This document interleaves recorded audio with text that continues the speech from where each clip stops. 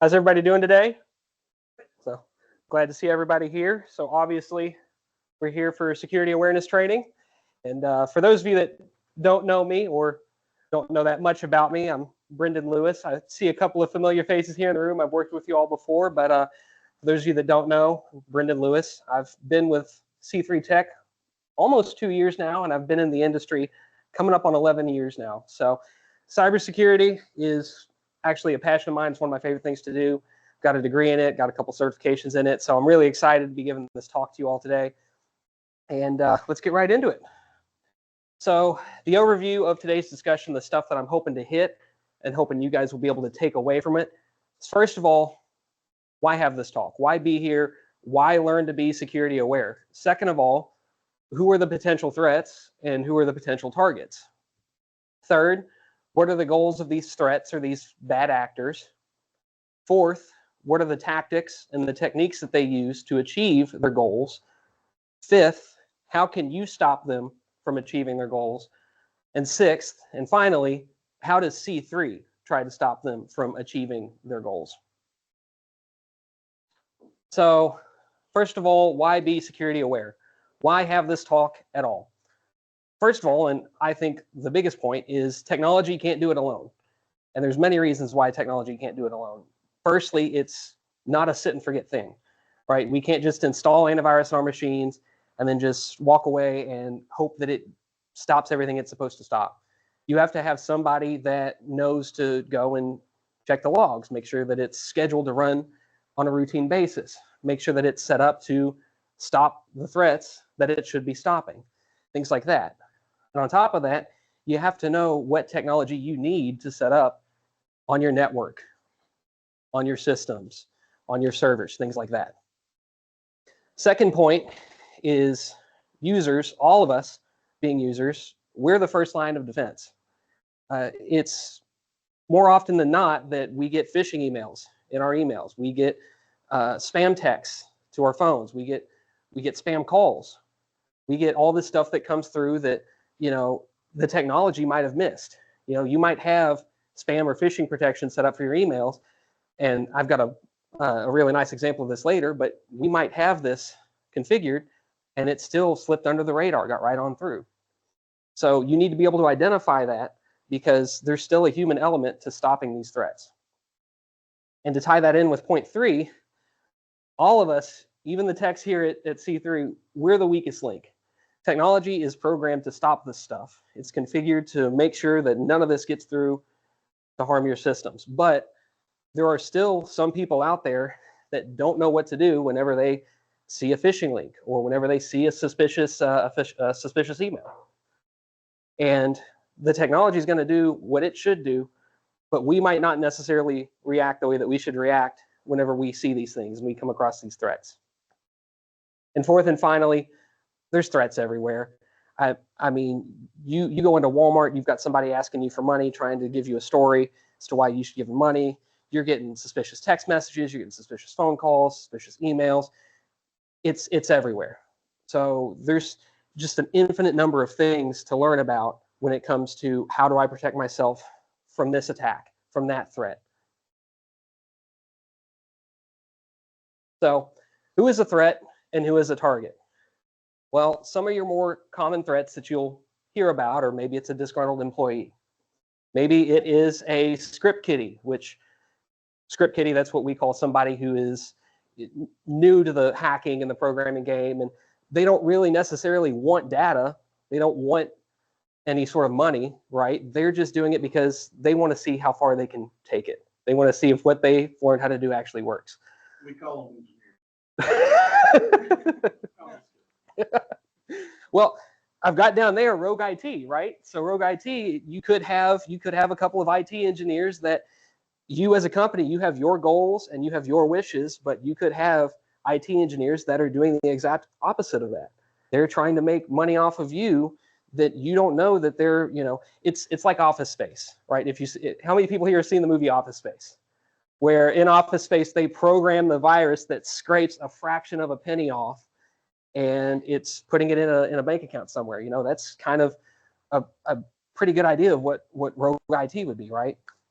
But some of the other threats, criminal organizations, hacktivist groups being another one, that they don't want the data and they don't want the money. They're just trying to put a message out there. They're trying to make some sort of social or political statement to further a cause.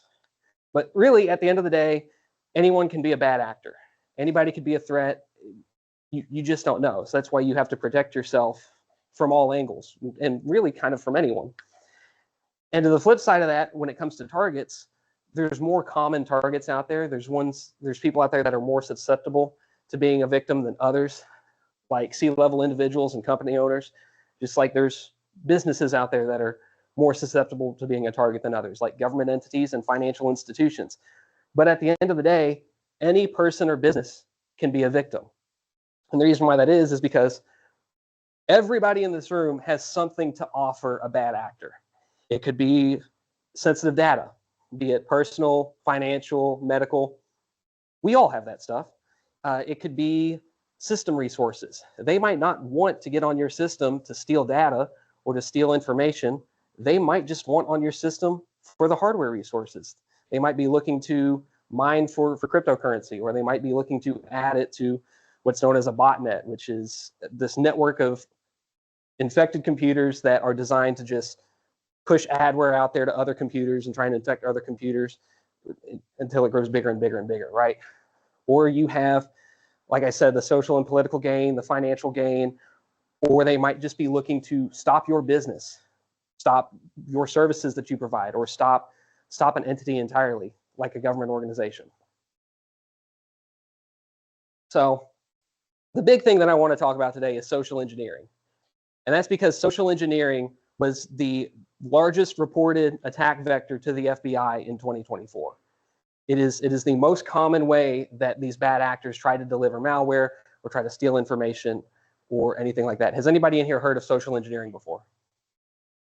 Okay, the two people that I would hope have heard of it, right?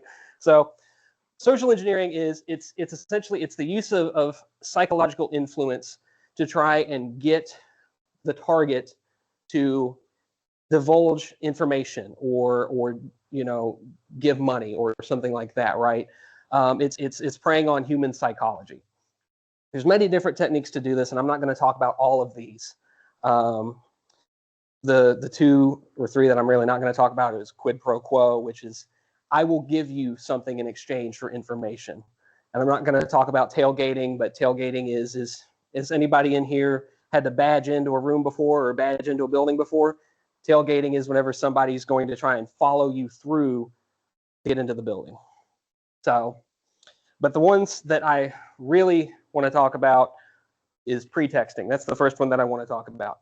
So pretexting is whenever somebody is trying to spin a narrative or tell you a lie or give you a story to coerce you into giving up information or giving them money or something like that. There's many different ways they can do this. Deep fakes and impersonation are really on the rise because of AI technology. You've seen plenty of deep fakes out there, I'm sure, that either spread all over social media and people say that it's true and then you find out later on it's not, or you see some really poorly done ones that people try to pass off, right? But deep fakes, impersonation, manipulation, deception, things like that, trying to lie to you, spin the story to get you to give them what they want. And you can recognize it by looking for appeals to emotion. First of all, they might be telling you, "Hey, I can't make rent this month. Would you be able to help me out?" Or it's all about trustworthiness, right? They are going to try to appear as likable to you as possible. They might try to appear as an authority figure, right? So a lot of times you see in phishing emails where somebody's posing as maybe your boss or maybe a government figure or something like that, and they're trying to get you, "Hey, this is so and so. I'm running for Senate. Please donate to my campaign." That's more believable than Joe Schmo off the street, right? So those are some ways that you can kind of look for and recognize somebody. The next thing I want to talk about is baiting. And baiting sounds exactly just like it sounds like. So baiting is whenever you have something to try and lure you, the user, in to give the bad actor what they're looking for, right? And there's a couple different examples of this. This could be a pop-up that you get that says that you've won a free iPad, or you've won a free cruise somewhere, right? Or there's physical baiting, which is you might find a flash drive laying out in the parking lot. And what baiting does is it preys on elements of human psychology like desire. Oh, well, I want that iPad. I want that free cruise. Or it'll prey on elements of psychology like curiosity. I got to know what's on the flash drive, right? So you take it, you go, you plug it in, and then now you've got malware on your system. So you can protect against baiting, and you can recognize baiting. Firstly, the old adage, if it's too good to be true, it probably is. The second way is those free offers, right? So you click on that link that says that you've got a ticket for a free cruise to the Bahamas, but they want your phone number, your email address, and your physical address. Now all of a sudden it's not so free, because now you're giving them your personal information in exchange for this ticket for a cruise that might not even arrive to your physical address or your email or whatever. And the third thing, abandoned items. Some abandoned items weren't actually abandoned.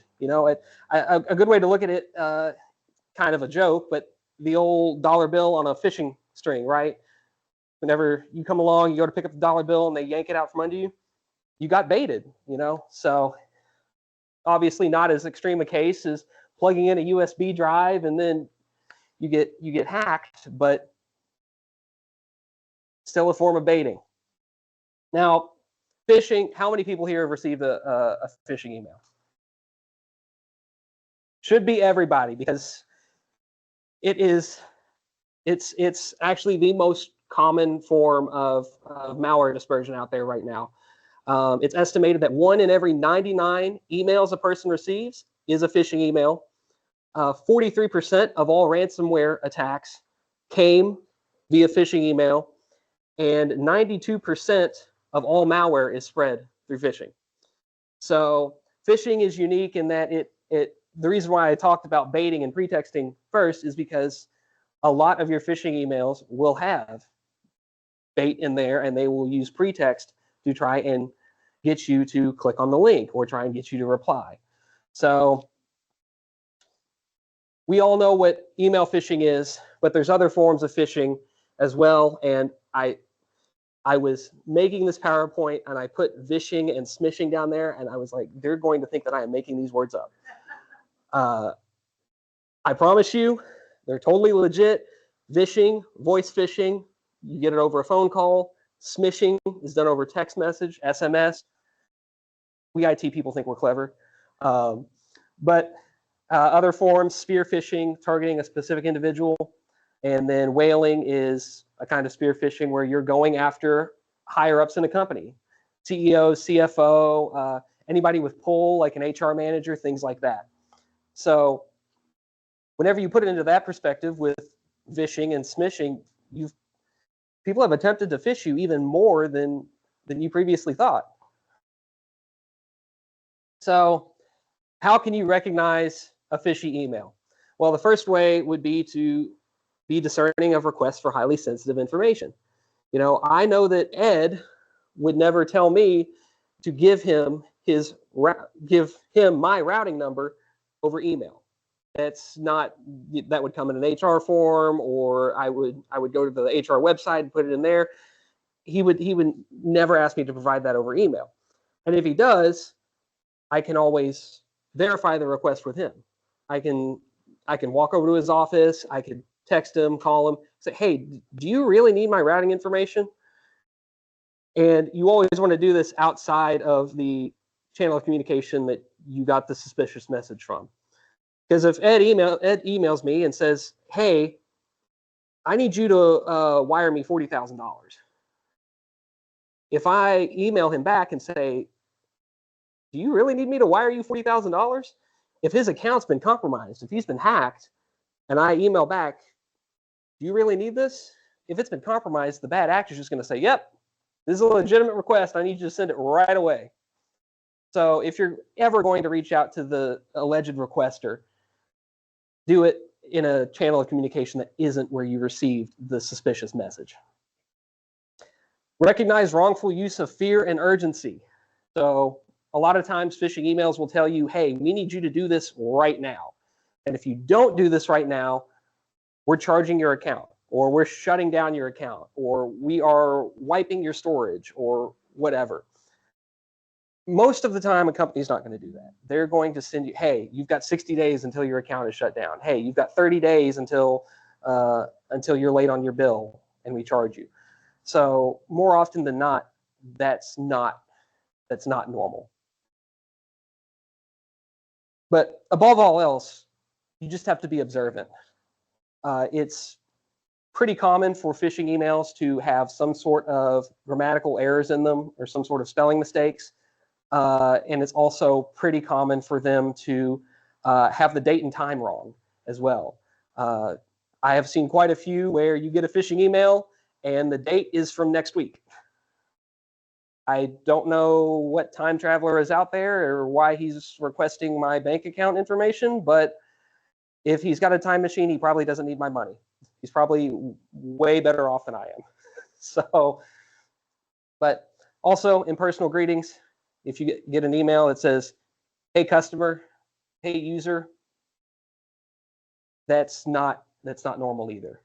I know that, you know, if I'm going to reach out to anybody that I work with, Cheryl or Sean or John, I'm going to say, hey John, hey Cheryl, hey Sean. I'm not going to say, hello user. Very impersonal. It's also very unprofessional and rude. Don't ever do that. So finally, and this works outside of suspicious emails as well, double check the URLs. You can hover over URLs and it will actually tell you who the sender is. So up in the to field, we'll see this later, you can hover over and it will tell you who the actual sender is, because people spoof sender names. Or likewise in Google Chrome, Edge, Firefox, whatever, you can hover over the URL for a website and it will tell you who the actual sender is at the bottom, or who the actual website name is at the bottom. So very important to do that. Some examples here. We have our generic greeting.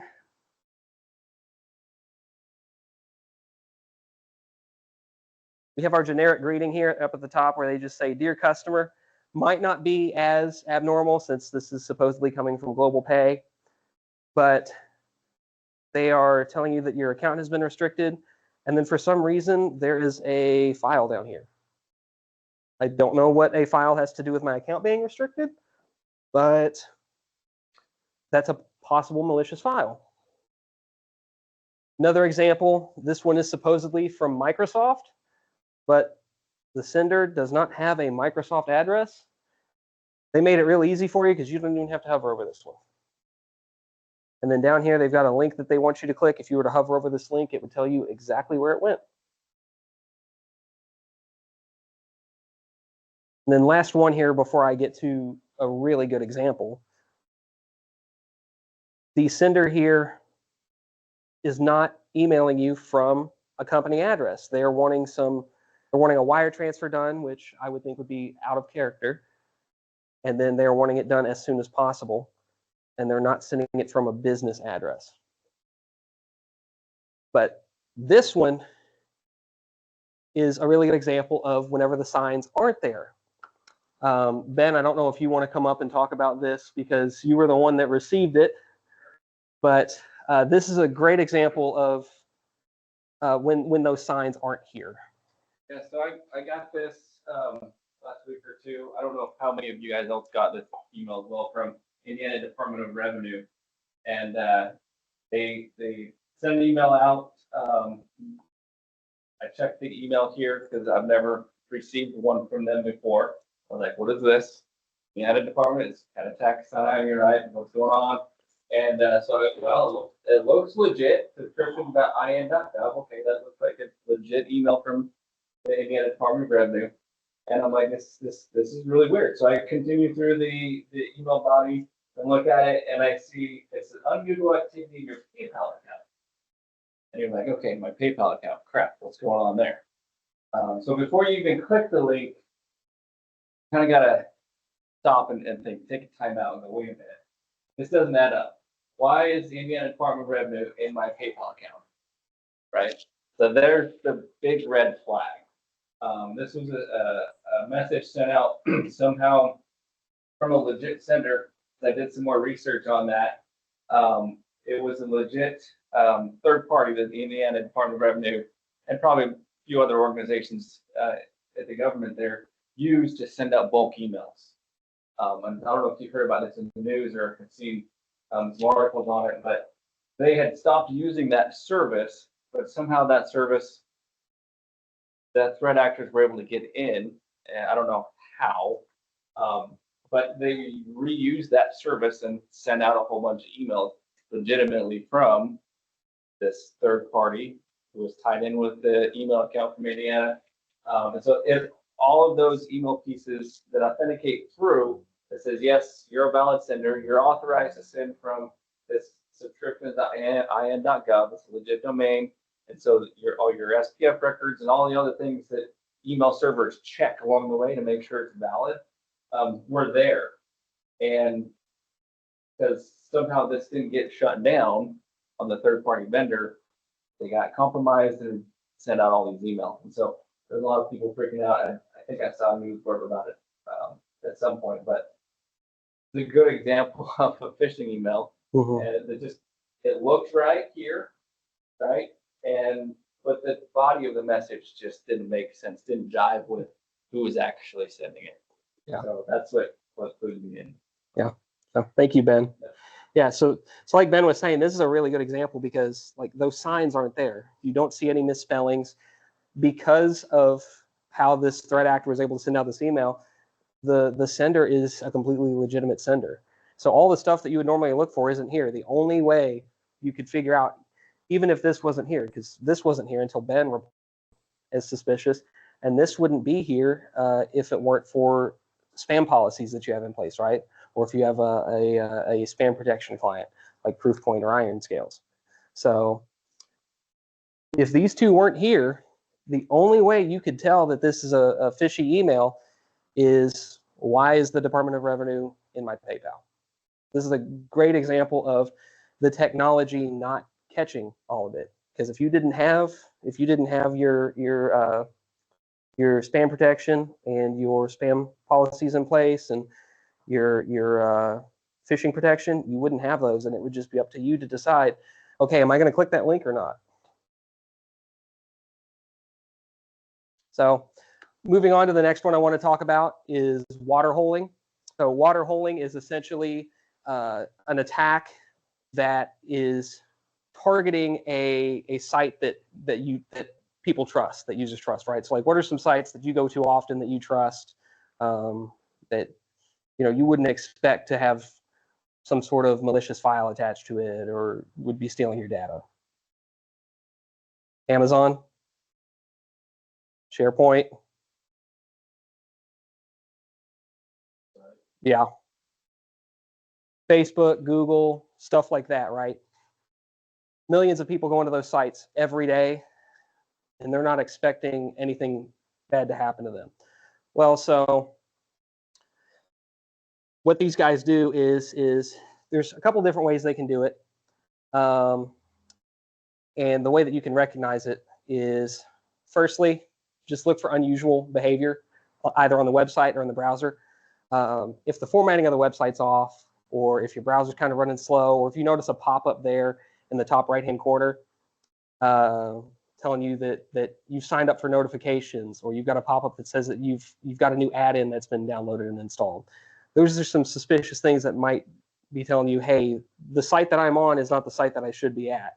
Maybe something happened along the way, you clicked on a link you shouldn't have, or you got redirected there.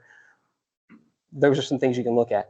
And obviously, practice safe browsing habits. So be cautious of the links that you click on. Again, that hovering over the link, that'll tell you. But a couple of examples of what these bad actors will do for watering hole attack. The first one, typo squatting. So typo squatting is we've all fat fingered a website before. We've tried to type in google.com, we've typed in goggle.com, or something along those lines, right? So what bad actors will do is they will buy a website address that is maybe one letter off from what the web address should be. In this instance, github.com, which those of you who don't know what GitHub is, it's where people can share their code and such. So somebody has bought guthib.com, and whenever you go to it,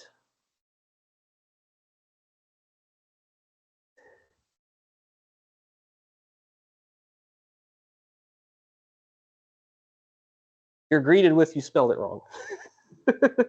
So Good Samaritan out there, if this were a bad actor, they could have it download malware in the background, push a download to your browser that you don't know is going on there. They could have it come up with the login for GitHub, and they could steal your login information for GitHub.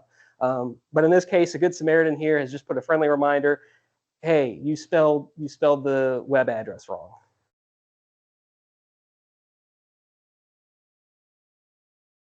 The other example of a watering hole attack would be Google ad space up at the top of Google. Whenever you search for, I heard Amazon.com, there's actually somebody that told me just yesterday that they had an Amazon.com link come up in the ad space section, and it did not lead to Amazon.com. I've admittedly had it happen to me before, where this ad space here for a tool called Rufus, it did not lead to the Rufus download site. It led to a different Rufus download site. So you have to be careful of these Google ad space results up here, because this isn't based off of the most popular sites. This is bought and paid for.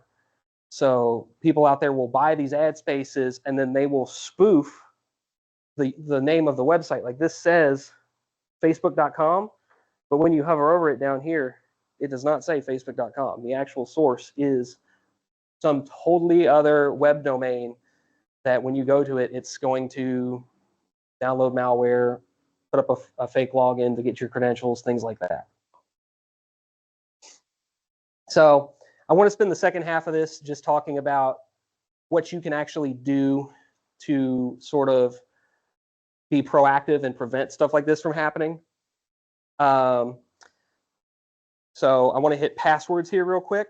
We all know what passwords are, but are we making secure passwords? So tips for making a secure password: don't use stuff that can be personally tied to you. Addresses, names, important dates. It's kind of a double whammy, because if somebody gets your password and your password is the name of your dog or the date that your kid was born, they now have answers to security questions now, right? So it's kind of a double whammy. You want to avoid using sequences or patterns. So 1, 2, 3, 4, 5, 6, 7, 8, 9, 0, or typing out a certain string in a row on a keyboard, that can easily be guessed. Avoid using easy to guess words. Avoid storing passwords in unsecure locations. Store them in secure locations. So putting it on a sticky note and taping it to the bottom of your keyboard, not a secure location. Storing it in your web browser, not a secure location. Putting it in an Excel spreadsheet and saving that spreadsheet on your desktop, not a secure location. And then auto-generate passwords where possible. There's a lot of password managers out there that will let you do this. KeePass, is it Authy? I think Authy is one of them. Different ones out there that will let you auto-generate passwords and store all your passwords in one secure encrypted location. Someone guessed my password. Now I have to rename my dog. So have fun explaining that one to your kid, that you had to rename the puppy for the 5th or 6th time. Passwords versus passphrases. So passphrases have, over the last few years, come into popularity because complexity no longer equals security. What we mean by that is how many people here have substituted an A for the number 4, or an A for an @ sign, or things like that to try and obfuscate a word, right? You put a common word in there, and then you try and mask it with all these different special characters and numbers and all that. Well, that's good because it makes it a little bit harder to guess. but it's also harder for you to remember. And it's also shorter. So the name of the game over the last few years has not become how can I keep somebody from guessing it, but it's now become how can I keep a computer from cracking this. So if your password is short, but you have a bunch of characters in there, somebody can't guess it, but a computer can still crack it. So what we have had to do is we've had to come up with a way that it's hard to crack and also hard to guess. Enter the passphrase. So if you come up with 4 or 5 random words in any order, it's easy for you to remember. In the little graphic I have there, it's correct horse battery staple. You can repeat it over and over in your mind until you've memorized it. It's longer, and the number of characters that could be in there has increased. And it could be any random order of those characters. So it takes longer for a computer or bad actor, whoever, to crack your password. And it's also harder to guess because it's not your birth year now. It's not your mother's maiden name. It's something that is totally random and completely unrelated to you. I've got some password statistics here. Most used passwords of 2024. If you see any on this list, please change it. And also, if you are signed up for any service that thinks any of these is an acceptable password, I would urge you to move away from that service. We have most common names that are used in passwords, with Ava and Alex being the top ones. Most common sports teams names that are used in passwords. It looks like Suns and Heat are the most common ones. And then one that I have seen a lot is either a time of year or a month followed by the year itself. So I've seen, spring 2025 before, summer 2025 before. Those can easily be cracked because they're so common. And then years, obviously, are another one. One cool tool I want to touch on, Have I Been Pwned? I don't know if anybody in here has heard of this before or not, but Have I Been Pwned is a website that was set up by Troy Hunt. Troy Hunt is a director at Microsoft, and he's also a white hat hacker. For those that don't know what a white hat hacker is, it's a good guy hacker. We've got black hat and white hat in the IT realm. But what this does is this lets you go and not only put in a password to check and see if that password has been leaked on the dark web before, but you can also put in an email address. And you can see if there have been any leaks involving your email address. So I highly encourage everyone to use this to see if maybe there's a password they use that they think has been compromised, or email address they think has been compromised, and it doesn't store your information. All it does is it checks it against a database of known breached passwords and known breached email accounts and does not store it. So very cool. I would encourage everyone to use it. No. I am not trying to fish you guys, I promise. Although I was thinking about passing the keyboard around and letting everybody type in their password and see how long it takes for somebody to notice that it's going into a text file. No, but so multi-factor authentication. I don't know a single person that likes multi-factor authentication. It's the little code that you get whenever you try to sign in to Google or Microsoft or Facebook, whatever. The 6-digit code you get texted to you or in your authenticator app or whatever. You may even recognize some of those apps down there at the bottom. Microsoft Authenticator, Duo, LastPass, all those. Nobody likes it. I don't like it, but it's another layer of security, because if somebody gets your password and they try to log into your account with that password that they know works, they're not going to be able to get in. It's going to send you the code that oh, I wasn't trying to log in. Somebody's trying to get into my account. They know my passwords. You know to go and change your password now. So there's different forms of it. The biometric on your phone, either Face ID or where you scan your thumbprint, that's a form of multi-factor authentication. You're using it every day, and you might not have even known it. Got a couple more slides here, guys, and then I'll be done, I promise. Updates. Updates are a huge thing. The whole purpose of updates is to keep systems safe. There's over 360,000 new pieces of malware developed daily. So the whole point of updates is to keep your system from catching these new forms of malware. So on top of that, you get all these nice little things like performance enhancements and new features, or if you're Microsoft, they're taking away your features. But you also get compliance with industry standards. There's plenty of companies out there, plenty of tools out there that will not let you do things unless you are on the latest version of Windows. So updates are hugely important. It's currently estimated that 60% of data breaches were caused by known vulnerabilities that were not patched. So hugely important to do updates. Antivirus and endpoint detection and response. So you do your updates and you close that 60% window, you might think that you're good, but what about antivirus and endpoint detection and response?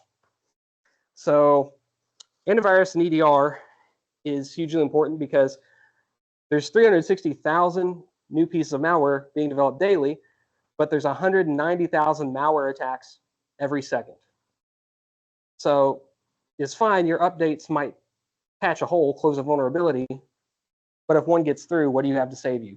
It's where antivirus and EDR come in. So antivirus and EDR are different in that antivirus looks for predetermined definitions of what these viruses and these pieces of malware are. EDR, on the other hand, uses machine learning and behavioral reporting, and it essentially learns your system to determine, oh, this is an out-of-character behavior for this user. So the two work their best when they're paired together because more often than not, EDR will talk to other security tools.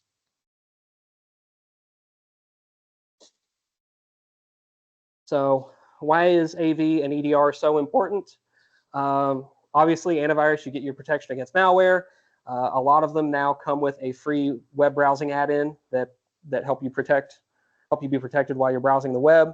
And then there's also some parental controls on a lot of these. But EDR is so important because you have that machine learning, you have that behavioral reporting. They even do after-action reports, a lot of them, and they have logging that will help you if you're ever in a situation where you need a forensics team to come in and look at how you got ransomware or how you got data stolen. So systems without antivirus are 5.5 times more likely to be infected, and systems with EDR are 50% less likely to experience a security incident. Backups are the last thing I want to talk about here. You might be thinking, how is this related to security? Well, it's your last line of defense. Not just in the case of an attack, of ransomware, but if there's a natural disaster, if there's some sort of power outage or that causes a hardware failure, if you have a backup, you can go to it, you can pull it down, you can restore the system, and you'll be up much quicker than if you're having to scramble and pull from maybe this person has this file, maybe this person has that file, maybe maybe, oh, I did a backup a few months ago it's on this external drive, let me dust it off. And you also end up saving time and money in the long run. You save time because a lot of these systems get you up 90% quicker, I would say, whenever you have a hardware failure and you need to restore from backup, and you save a lot of money when it comes to lost revenue. Because if you can get up quicker, you can restore your system quicker, you can get the business running quicker, you're not down so much, and that's saving a lot of the revenue you'd otherwise miss. So, Ed, if you want to come up here and just talk for a couple minutes about some of the tools that we offer and a lot of the stuff that we do. And First off, let's see if there's any questions out there. okay, well, This is a term came from the doctor's phone number mhm. or phone identified. Figured out fairly quickly because the other end, how many other doctors. So, but that's not the case. When you get spoofed like that, is there any way to identify when that number has been spoofed? So this came to your phone. You got a phone call that was So there's a couple different ways. There are some services out there that will screen calls for you. Depending on the phone that you have, did it come through on like your cell phone? Yeah. So like I have a Google Pixel, and it actually screens calls for me. And so, obviously, not I to. can never get along. Mhm. Was our doctor's office. Mhm. So it came up, Right. otherwise it's being. Yeah, I don't think there's a foolproof way. No. Unfortunately, with the technology, you can spoof any phone number that you want. One thing you might consider when in doubt, say, can I call you back? And then hang up and call your doctor's office. They aren't going to be able to intercept that call typically, unless there's some really advanced people. Yeah. So typically, if when in doubt, that's probably would be on my recommendation. Can I give you a call back? And then hang Mhm. up and then call call your doctor's office number that you already know. Yeah. And that. That's what here we. Yeah. It's a legitimate number coming. Sounds right. Think they're on every call. No. Yeah, and that can I call you back? That goes back to the whole verifying the request from the sender, and trying to communicate outside of the channel that you received the call on, right, or the message on. And on top of that, I think you did good by being able to recognize that hey, this does not sound like somebody from my doctor's office. It's also a good example of whenever technology might fail, because even if it screened it and it said, hey, this is coming from your doctor's office, the technology was doing its job. It knows that this is a legitimate phone number, or should be a legitimate phone number, and it let it on through. It's where a lot of that human training comes in. I got a text one day from my bank, said, hey, and then the number to call. I called the number. Sounded legit, but a little bit for an accent. But I got uncomfortable at a certain point in the call. And I said, I'm going to run to my nearest branch and I'll talk to you later. Before I finished Right. giving them information. And, I think it probably was legit in that case. Mhm. But sometimes, depending on what's at stake, you may need to take that next step of, okay, I'm going to go in person and talk to my bank. Yeah, and it's not uncommon too for a lot of these vishing calls, right? It's not uncommon for them to be recording it and be trying to get sound bites from you so they can use it for voice authentication, or if you answer yes or no questions, they'll use that you saying yes or you saying no to then call up your internet service provider, your electrician, or your bank, even worst case scenario probably, and try to play that back to authenticate charges. So we had that issue where one of our employees said that their two-factor authentication compromised when he got into their actual email they were using. Is that is there a way for you all to see on the back end? I know you guys can see all the different devices that someone's logged into from their account, like for our instance, Office 365 or whatever. You guys also see which device is being used for two-factor authentication, like separate, like which. Meaning which device is enrolled with the Authenticator app? Is that what you're asking? Maybe so. I guess I'm just trying to figure out like how that even. So I get it that somehow someone would have had to yield access to something. I just Right. don't know even how. Like So one of the things Microsoft's done is, I don't know, those that use Microsoft Office 365, you might notice now when you log in, it tells you to give the code that's on your device. It doesn't ask you to put back the code. Does that make sense? So Mhm. you don't, if somebody can't be in, you have to do both things, right? Where before you could just go to your Authenticator app and type in that code. That could be a fake website grabbing that code. Now they're providing one for you to match on your device. Does that make sense? So that should protect a lot of the token things that we've seen. So don't use other authenticator apps. Only use them. Is that one? That's ideal. That's ideal because it'll give you a push authentication. Yeah.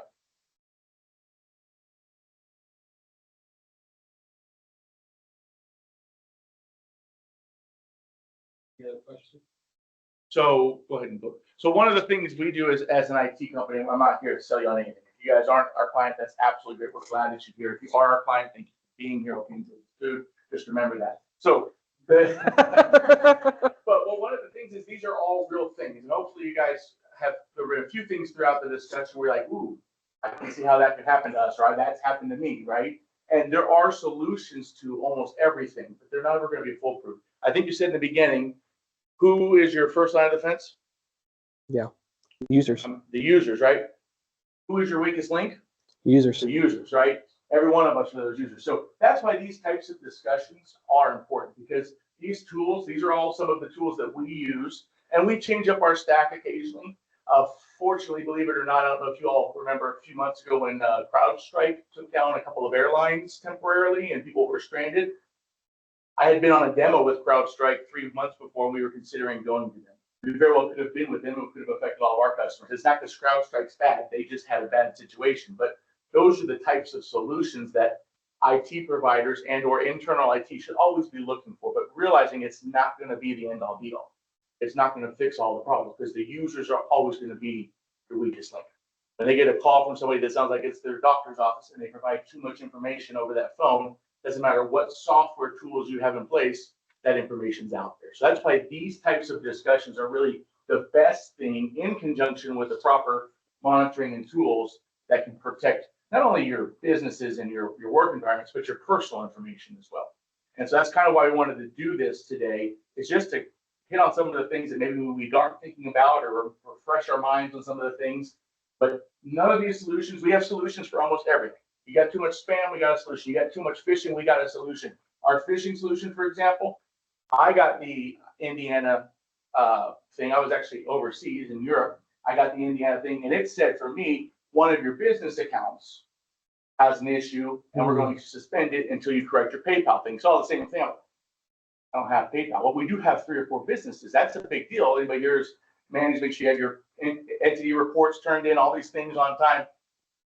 I hit the button, report as phishing, and I know if anybody else on my team got that email, it went out of their inbox. They never saw it, right? We have a solution that builds that kind of trust with the emails coming out. Plus, it might have a banner at the top that says, this says it's coming from this email address, but it's really this email address. Now, for the Indiana one, it was legitimately from that address, so that banner didn't exist. But there's a tool for that, is my point.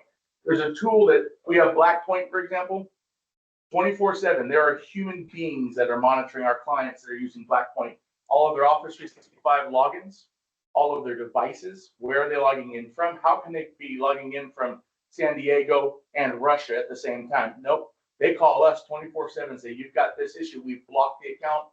How do you want us to proceed? So there are solutions to prevent, but again, the users are going to be your weakest link. Yeah. So it really, anybody that tells you, oh, you're safe, you've got antivirus, or you're safe, you've got Proofpoint, or you're safe, you've got whatever, they're lying to you.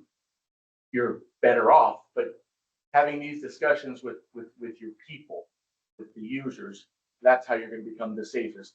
But I'm telling you, there's a reason there's black hackers and white, because the white guys, the white hat hackers are looking for the vulnerabilities before the black hat hackers find them.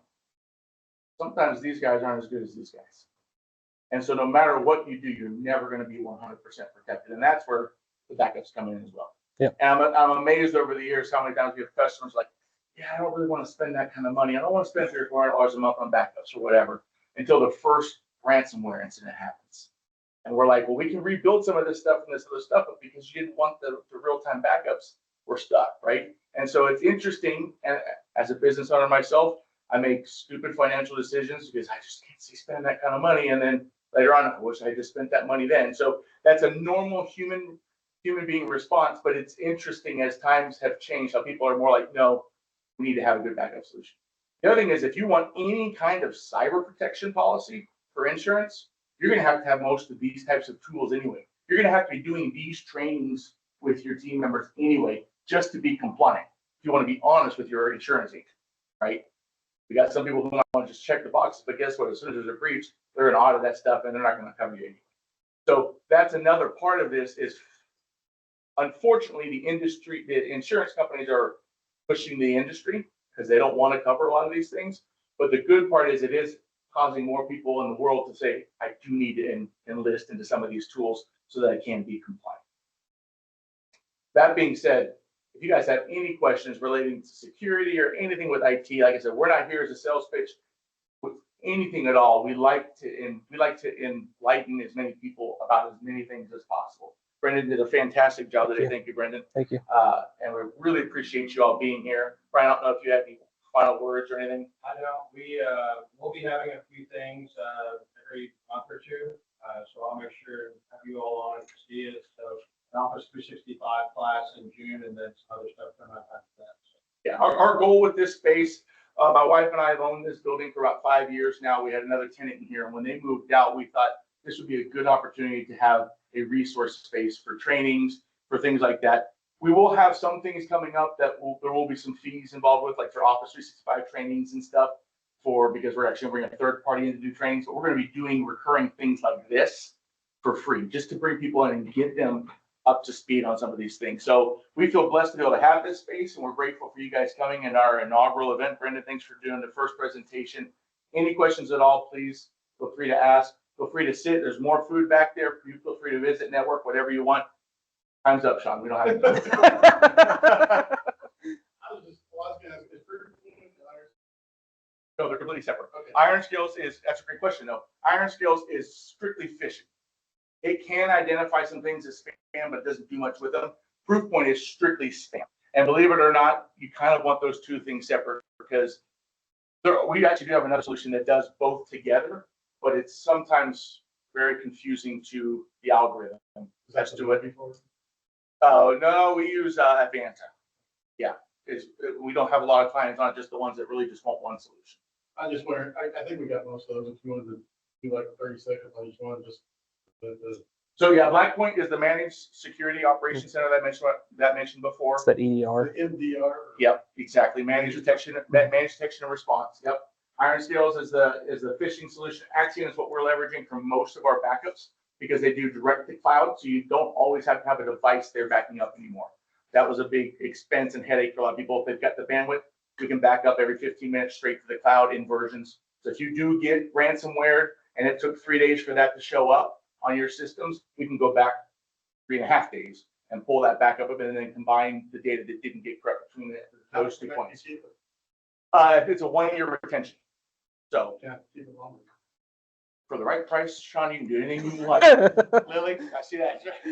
That's how it starts. Ninja One is actually the tool we use for our patch management and our remote monitoring for all of our clients. There are several other tools out there. For those people that are our clients, when you get that message that says you have your first reminder of 5 to reboot, this is your second reminder of 5, that's because you're in that 60 percentile now where you're not patched, and we're trying to get you guys patched. So Ninja One is one of the tools that we use for that. Webroot is our endpoint detection solution, and of course Proofpoint for our spam protection. And we have some other tools as well that we have, but we learned early on having the right tools is important, but also making sure that they make sense financially, because we could probably find tools that are really cool that cost twice as much as these.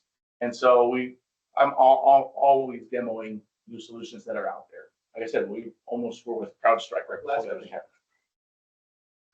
Can he use your question? You go out for a backup. We can find you a solution that does. Yeah. There are solutions that do SaaS backups for QuickBooks Online. Yeah. Can we get copies of the presentation here? Oh, yeah. I'm sure we can email some. We have everybody's email address? Yeah. Yeah, we can email one. In fact, we're gonna also, if you guys don't mind, since this is our first time doing this, we will email you guys a survey as well. Please be honest. I won't tell Brendan who said what, but please be honest, because we do want to make sure that we're making these as efficient and something that people want to come and participate in, because that's the whole purpose. And we're putting it on YouTube too, aren't we? Yeah, and we have recorded this, and it will be on our YouTube channel. It will be the second video on our YouTube channel. The first one we recorded like 5 years ago, and we never did anything else. So that way you guys can share it with your team members. And those of you all that are clients, if you want us to come in and do the same thing with your teams, we will do that. Or if you can bring them here, you provide the lunch. But you can bring them here if you want to do it off-site. And sometimes when you're off-site, people focus a little better. Those of y'all that are our clients, absolutely one of the things that we provide for our clients is any type of training that we can facilitate. If I have a disaster and I can't go to my office because it burnt down, should I come down? Absolutely. No, absolutely. That's one of the things that's one of the things. That's also something else. Again, it's not, she brought it up. If you all need a space for business stuff, offsite meetings, maybe you're doing that There's a flyer on. Yeah. This is available. It has full internet, it has full broadcasting things, all this stuff for webcasts, all those things. So this is a space that's also available if nobody else is using it. We can coordinate something to help out. Thank you. Thank you. Thanks for coming. Cool. Thank you all. I-